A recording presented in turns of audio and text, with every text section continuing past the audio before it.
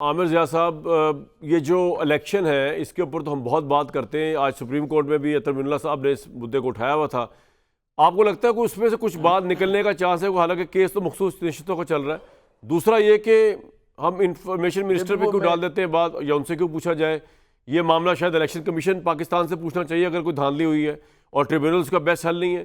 اور تیسرا، یہ جو احتجاجی تحریک کی جو الائنس ہے، جو بڑا ان نیچرل الائنس ہے، پیپلز پارٹی ANP جو ایک زمانے میں دہشت گرد کہتی رہی ہے پاکستان تحریک انصاف کو، JUIF ہم اس کے بارے میں جانتے ہیں، وہ اپنے مفادات کی غلام ہے، جو ہر سیاسی پارٹی ہوتی ہے. یہ کس طرح بنتے ہوئے دیکھ رہے ہیں آپ؟ یہ صرف سٹنٹ ہے، پولیٹیکل سٹنٹ ہے. ابھی میں مرتضی سولنگی صاحب کی اپنے دوست کی گفتگو سن رہا تھا تو مجھے پتہ نہیں یہ مصرعہ کیوں یاد آیا کہ جانے نہ جانے گل ہی نہ جانے باغ تو سارا جانے ہیں. پورے باغ کو پتہ ہے کہ کیا صورتحال ہوئی ہے. مظہر عباس صاحب بھی اس بات کو تسلیم کرتے ہیں کہ ٹھیک ہے 2018 میں بھی معاملات دل اتنے سیدھے نہیں تھے، لیکن جو 8 فروری کو ہوا اس نے تو تمام اگلے پچھلے تمام ریکارڈ توڑ دیے ہیں.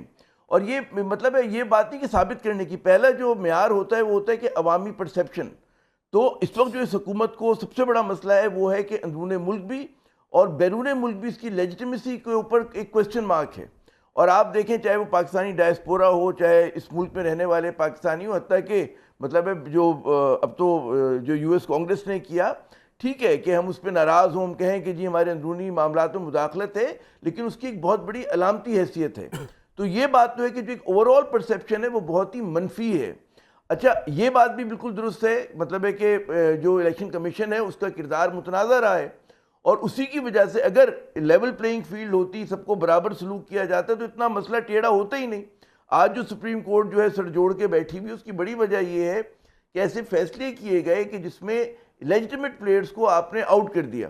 اگر فرض کریں کہ PTI کے پاس بلے کے نشان ہوتا اور وہ شکست کھاتی تو کوئی ان کو اجتماعی نہ کر رہا ہوتا.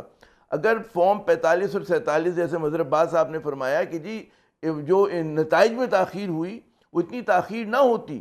اور میں آپ کو یہ تو ہمیں پتہ ہے نا کہ کراچی کی کچھ نشستوں پہ، مجھے نہیں پتا باقی اس میں، کہ پتہ ہے کہ جی لوگ کہاں جا کر ووٹ دے رہے ہیں، لیکن جب وہ نتیجہ سامنے آتا ہے تو وہ پارٹی جیت جاتی ہے کہ جس کے کہتے ہیں نا کہ الیکشن کا جو کیمپ تھا اس پہ کتے لوٹ رہے تھے.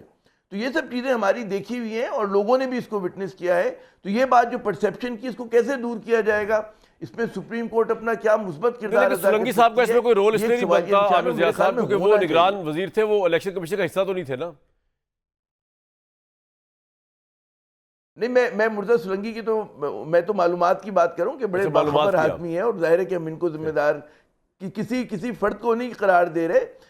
سسٹم کے اندر کچھ چیز ایسی ہوئی ہے کہ جہاں ٹیڑھا پن آ گیا. اب یہ تو وہ ہوگی نا، تحقیق ہوگی کہ کون ذمہ دار ہے. میں آپ کو ایک دعوت فکر دیتا ہوں زیڈ ہے، ہمیں تو نہیں پتا. عامر ضیاء صاحب، میں آپ کو ایک دعوت فکر دیتا ہوں، مجھے بتائیے گا کہ اس کے بارے میں کیا خیال ہے. 2018 تک جو عمران خان اسٹیبلشمنٹ کی آنکھ کا تارا تھے، اور اسٹیبلشمنٹ نے ان کو بادی نظر میں مبینہ طور پر الیکشن جتوا دیا، ایسا کیا ہوا کہ وہ اب پرسیپشن یہ ہے کہ وہی ادارہ عمران خان کے خلاف کھڑا ہو گیا اور اس نے کھڑے ہو کے جو ہے ان کو الیکشن ہروا دیا؟ پرسیپشن وائز اگر دیکھا جائے تو کیا اس میں ہم وہ تاریخ مائنس کر دیں گے 1.5 سال کی، جس میں عمران خان نے ایک ان وانٹیڈ وار ڈکلیئر کر دی، ایک ان وانٹیڈ آرمی چیف، ایک ان وانٹیڈ، بالکل ان وارنٹیڈ فور تھی. چلے باجوہ صاحب کی حد تک تو پھر بھی کچھ سمجھ آتا ہے، وہ بھی ضرورت نہیں تھی، وہ آپ کو لے کے آئے اور آپ کو اتار دیا، بات ختم ہو گئی تھی.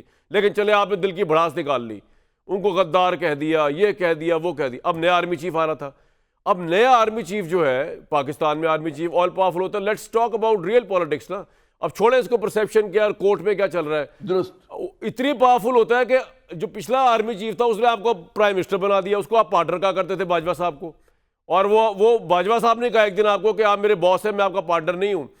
تو جب آپ کو یہ پتا تھا کہ آپ ان کی مرضی سے، ان کی منشا سے، ان کی پاور سے آئے، تو آپ کو پاور تو پتا تھی آرمی چیف کی کیا ہوتی ہے. تو نئے آنے والے آرمی چیف کو جب آپ نے گالیاں دی اور لانگ مارچ کیا، یہاں اس حد تک کہ جب آپ لانگ مارچ کرتے ہیں ایک آرمی چیف کے خلاف جو بھی آیا بھی نہیں، آپ جب یہ کہتے ہیں، جوان بھی اس کو سن رہے ہیں کہ جی جو نیا آرمی چیف آئے گا وہ کرپٹ ہوگا، جس کو زرداری اور شہباز شریف لگائیں گے، وہ کرپٹ بھی ہوگا، 2 نمبر بھی ہوگا، غدار بھی ہوگا. یہ سٹیشن ہے سیدھی سیدھی. آپ آنے سے پہلے ہی بغاوت کا اس پہ چارج کریں کہ نوجوان فوجی سنیں اور کہیں کہ یہ جو آ رہا ہے اس کو تو اڑا دینا ہے. یہ ساری ہسٹری آپ مائنس کر کے 2024 کا الیکشن دیکھ لیں میرے بھائی، 1970 کا دیکھ لیں، 1970 دیکھ لیں، ہسٹری سمجھ نہیں آئے گی. اس کو بیچ میں رکھنا پڑے گا. یہ ریئل پالیٹکس ہے. اورنگزیب نے اپنے باپ کو بند کر دیا تھا 22 سال. جی یہ آپ نے جو ریئل پولیٹکس کا اہم نقطہ اٹھایا کامران, یہ بالکل صحیح بات ہے.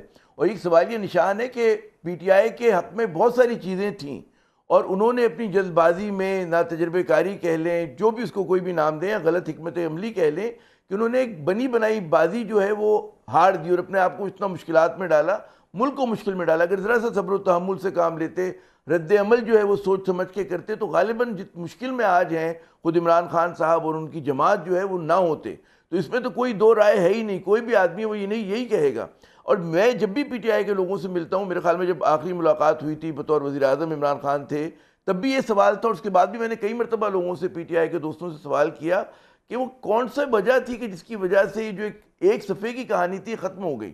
اس کا بھی جواب میرے خیال میں بھرپور طریقے سے نہیں آیا کہ وہ کیا وجہ تھی.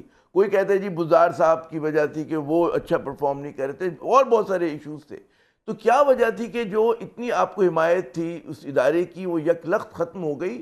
اور یہ کیا وجہ ہے کہ وہ لوگ کہ جن کو پاکستان کی سیاست سے مائنس کیا گیا تھا, کہ آپ ادارے کی حمایت سے آئے کیوں؟ ان کو دوبارہ کندھے پہ بٹھا کر واپس لے کر آئے.